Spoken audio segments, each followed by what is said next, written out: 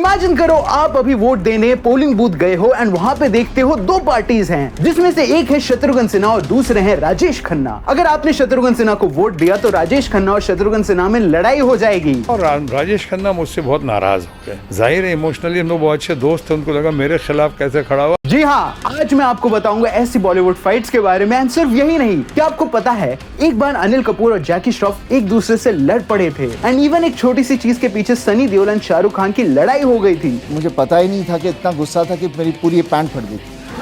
And even एक बार करीना कपूर ने बिपाशा बासु को काली बिल्ली तक बोल दिया था। करीना ने गुस्से में आके बिपाशा को काली बिल्ली भी बोल दिया। तो जल्दी से वीडियो को लाइक कर दो, चैनल को सब्सक्राइब कर दो एंड हम शुरू करते हैं सिनेमैस्टिक की ये कलेशी पेशकश।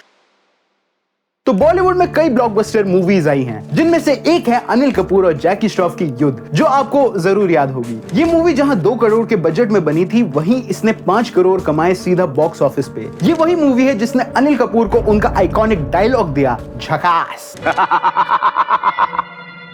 क्यों है ना झकास। एंड ये वही मूवी है जिसमें एक एक्शन सीन शूट करते वक्त जैकी श्रॉफ ने अनिल कपूर को कॉलर से पकड़ा और उन्हें पटक दिया। और ये सीन मूवी में नहीं बल्कि रियल लाइफ में हुआ था। तो बात है जब अनिल और जग्गू दादा मूवी में एक सीन शूट कर रहे थे, जिधर अनिल कपूर और जग्गू दादा को आपस में लड़ाई करनी थी और जग्गू को अनिल को पटकना था, जिधर इस सीन को जल्दी शूट होना चाहिए था। पर पता नहीं क्यों डायरेक्टर को ये सीन में वो एलिमेंट नहीं मिल रहा था, तो वो बार बार इसके रीटेक्स मांग रहे थे। बट अगेन ये सीन शूट करना बहुत ही मुश्किल हो गया था, क्योंकि डायरेक्टर को वो केमिस्ट्री नहीं मिल पा रही थी। एंड ये देखकर अनिल कपूर का दिमाग खराब हो गया, क्योंकि वो अपनी तरफ से बेस्ट ट्राई कर रहे थे इस सीन को अच्छा बनाने के लिए। बट वही कहते हैं जैकी श्रॉफ एंड टीना मुनीम इस सीन के लिए रेडी नहीं थे एंड अनिल कपूर को आया गुस्सा।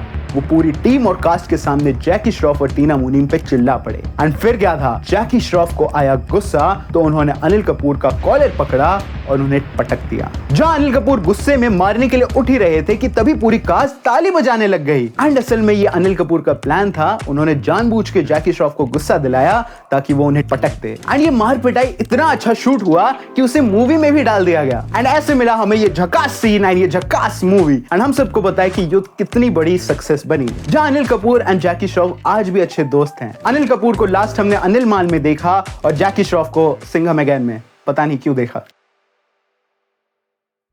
विवेक ओबरॉय, शाहरुख खान एंड अंबर सरियावाली, सोना मोहपात्रा, ये वो लोग हैं जिन्होंने पंगा लिया सलमान खान से। एंड सलमान ने डेफिनेटली इन्हें सबक सिखाया अपने स्टाइल में। बट क्या आपको पता है, एक दिन सोने की वजह से अरिजीत सिंह को झेलना पड़ा सलमान भाई का गुस्सा। सभी दे रहे हैं जी।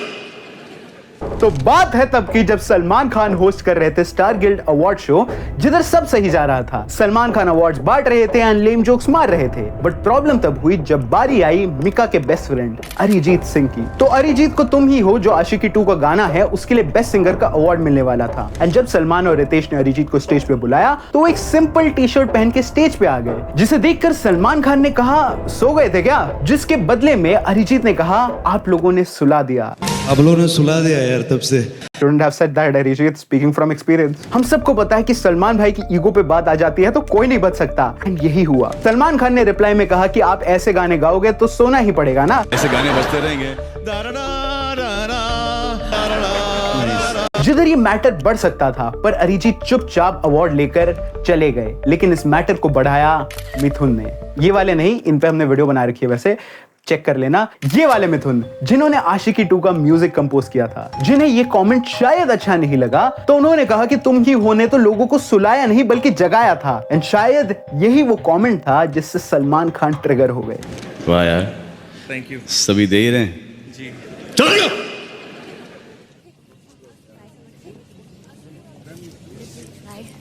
मैं नहीं डरा sir.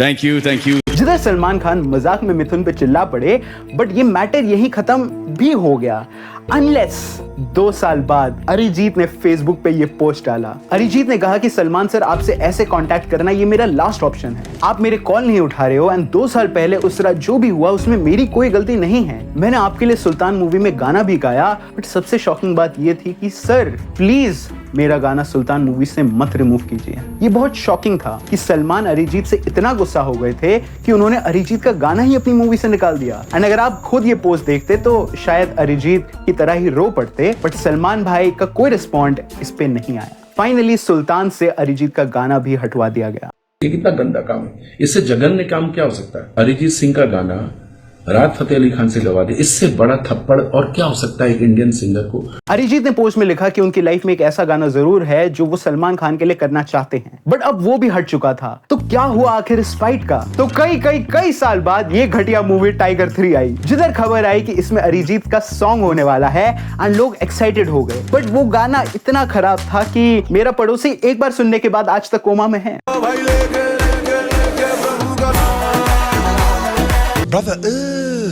It's almost like Arijit ने खराब गाना देके सलमान भाई से बदला ले लिया है। वैसे आपको क्या लगता है, सलमान भाई को अरिजीत पे ऐसे भड़कना चाहिए था? और एक डेडिकेटेड वीडियो अगर सलमान खान पे आप चाहते हो तो इस वीडियो पे 10,000 लाइक्स करा दो यार, थैंक्स।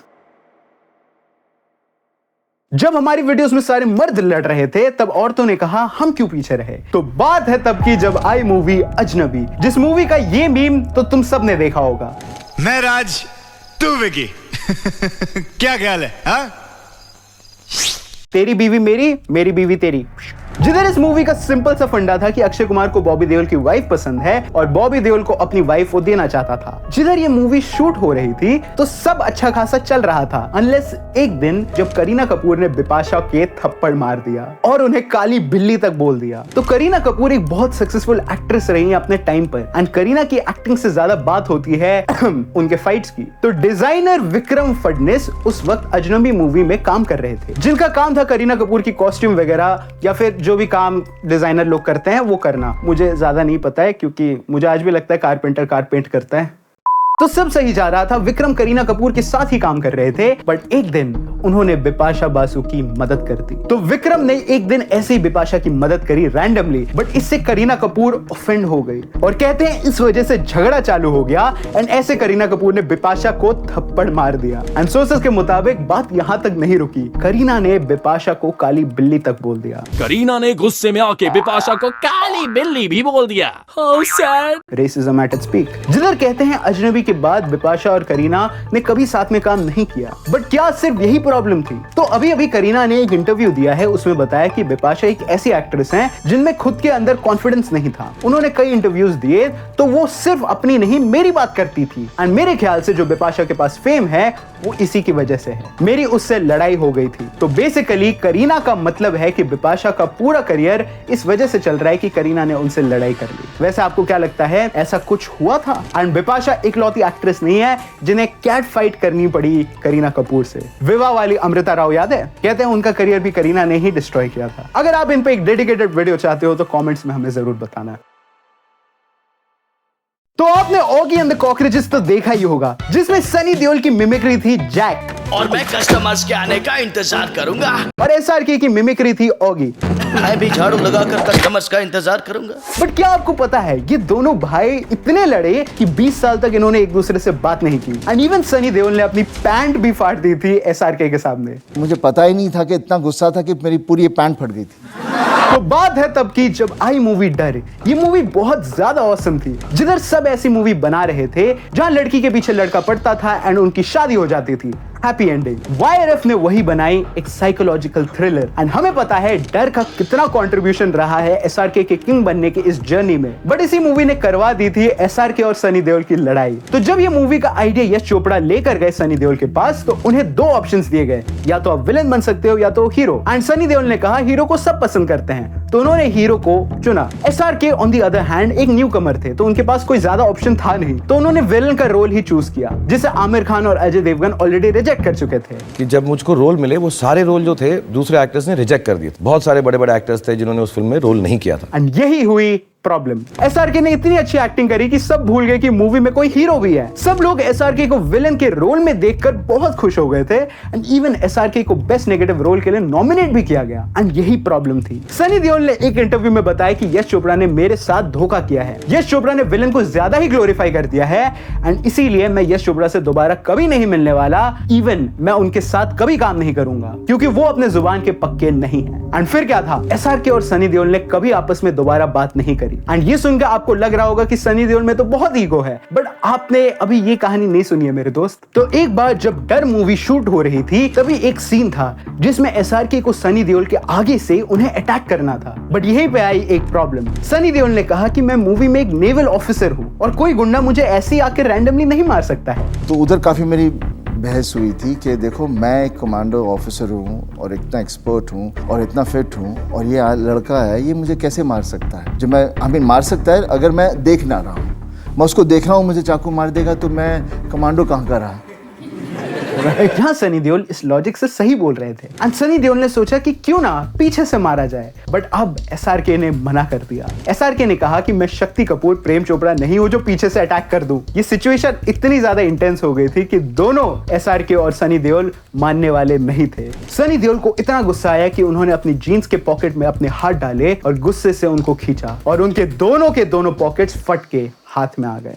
तो उस वक्त मुझे इतना गुस्सा आ गया था कि मैंने अपने हाथ जीन्स में डाल दिए थे और मुझे पता ही नहीं था कि इतना गुस्सा था कि मेरी पूरी ये पैंट फट गई थी। और सबको पता चल गया उस दिन कि सनी देओल ने किस कलर की चड्डी पहनी है। एंड उस दिन से एसआरके और सनी देओल ने एक दूसरे से बात नहीं करी अनलेस आई गदर 2।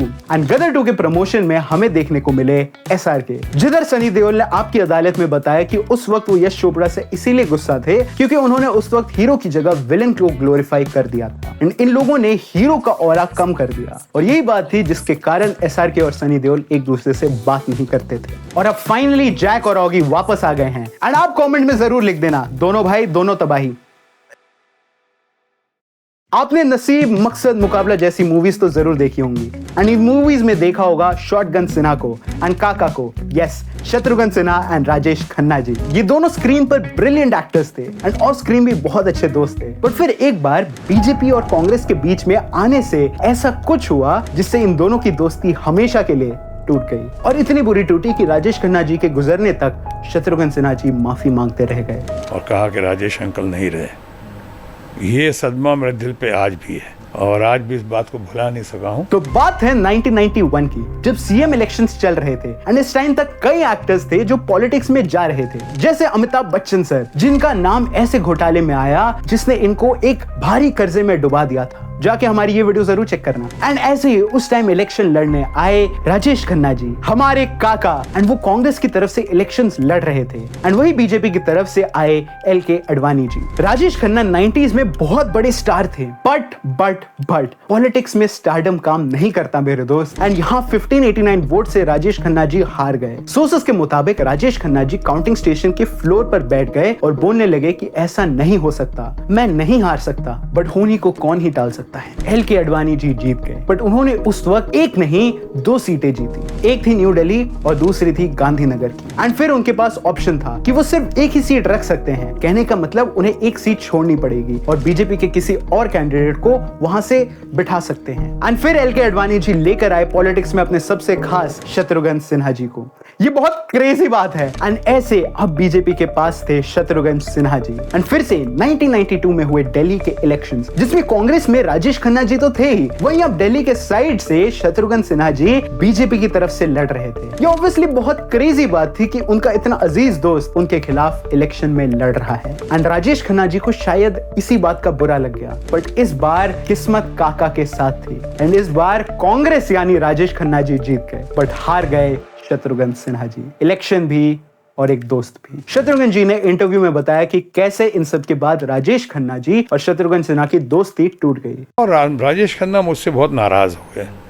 जाहिर है इमोशनली हम लोग बहुत अच्छे दोस्त थे, उनको लगा मेरे खिलाफ कैसे खड़ा हुआ। मैंने कहा मैं आपके खिलाफ नहीं खड़ा हुआ हूँ, मैं पार्टी ने कहा ये तो कहाँ मानने वाले थे। राजेश खन्ना जी ने शत्रुघ्न से कभी बात नहीं करी। शत्रुघ्न सिन्हा जी ने अपने ऑटोबायोग्राफी में बताया कि उनका पॉलिटिक्स में बस एक पछतावा है और वो है राजेश खन्ना जी के खिलाफ लड़ना। कहते हैं राजेश खन्ना जी को इस बात का बुरा लगा था कि उनका इतना करीबी दोस्त उनके खिलाफ लड़ कैसे सकता है एंड इसीलिए उनकी तरफ से ये दोस्ती खत्म हो गई। शत्रुघ्न सिन्हा जी ने पॉलिटिक्स छोड़ दिया और राजेश खन्ना जी ने ये दोस्ती। एंड इसके बाद दोनों ने फिर से कुछ टाइम बाद नॉर्मल बातें तो की, बट अब वो बात नहीं थी। शत्रुघ्न जी ने बताया कि जब राजेश खन्ना जी और शत्रुघ्न जी दोनों हॉस्पिटल में थे तो वो सोनाक्षी से कहते थे कि बेटा मुझे राजेश खन्ना जी के पास ले जाओ, मुझे उनसे मिलना है और माफी मांगनी है। बट एक दिन खबर आई कि राजेश खन्ना जी लिवर प्रॉब्लम्स की वजह से गुजर गए और माफी हमेशा शत्रुघ्न जी के दिल में रहकर भी बोझ बन के रह गई। तो जब मैं बीमार था, मैं अस्पताल में था, तो मैं अपनी बेटी सोनाक्षी को बार बार यही कह रहा था कि मैं जैसे ही अस्पताल से बाहर जाऊंगा, सबसे पहले मैं जाऊंगा और राजेश खन्ना को गले लगाऊंगा, माफी मांगूंगा। मैं माफी मांगूंगा कि मुझे ऐसा नहीं करना चाहिए था, कुछ नादानी में या कुछ अडवाणी जी की इज्जत में मैं ना नहीं कर सका, ये सब कहानी थी। लेकिन अचानक एक दिन मेरी बेटी सोनाक्षी ने ही आके मुझको हॉस्पिटल में कहा, जब मैं हॉस्पिटल में था, और कहा कि राजेश अंकल नहीं रहे। ये सदमा मेरे दिल पे आज भी है। ये जिंदगी बहुत छोटी है, अगर आप किसी से कुछ कहना चाहते हो तो प्लीज आज ही कह दो, शायद फिर इस जन्म में मुलाकात हो ना हो। एंड ऐसे ही दो दोस्त सारी जिंदगी एक दूसरे से लड़ते रहे, एक छोटी सी चीज की वजह से। वैसे क्या आप जानना चाहते हो द लेगेसी ऑफ काका AK राजेश खन्ना जी? तो इस वीडियो पे अगेन 10,000 लाइक्स करवा दो एंड हम आपके लिए ये वीडियो जरूर लाएंगे। तो ये था हमारा video on the top 5 fights of Bollywood. आपको इन सब के बारे में क्या लगता है हमें कमेंट्स में जरूर बताइएगा। हम आपके लिए ऐसी वीडियोस लाते रहेंगे, तो वीडियो को लाइक कर दो, चैनल को सब्सक्राइब कर दो। And special thank you to the entire team of Cinemastic, Annie Siraj. And Annie का न्यू सॉन्ग आउट हो गया है, he is also the producer, तो प्लीज कर दो। एंड मी अरफान, मेरा नाम सिनेमैस्टिक नहीं है। एंड मैं मिलूंगा तुमसे अगले सिनेमा टॉपिक रिलेटेड वीडियो में, क्योंकि जहां सिनेमा है वहां सिनेमैस्टिक है। ओ डसदे वे सुपने वे रत्तियां दे, आंदे रहंदे मैनू तेरी अखियां दे, रीत लगी पक्कियां वे। ओ जद भी ओ कोल मेरे लंघदी आ